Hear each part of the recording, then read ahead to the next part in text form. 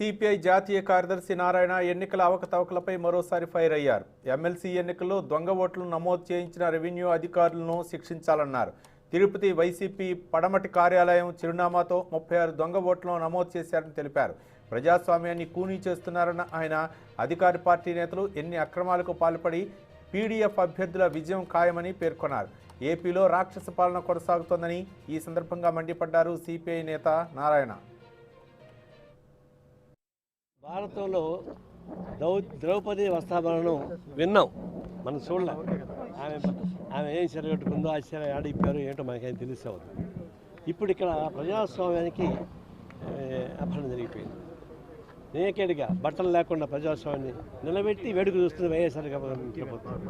ఎందుకు మాట్లాడుతున్నానంటే ఇక్కడ యశోద నగర్లో 11 ఓట్లు ఉన్నాయని చెప్పేసి ఈ నెంబరు హౌస్కి ఇచ్చాను. అందులో అది దానిలో 11 మంది కాపరాలు చేస్తారా? 11 మంది కాపరాలు చేస్తూ పెళ్ళాం బిడ్డలు పెట్టుకొని బిడ్డ కనుక్కుంటూ ఉంటారా?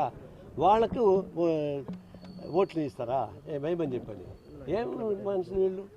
దీని మీద సంతకం పెట్టినవాడు ఎవరు ఉంటే వాడిని నిజంగా ఊరేస్తే కూడా పాపం లేదు.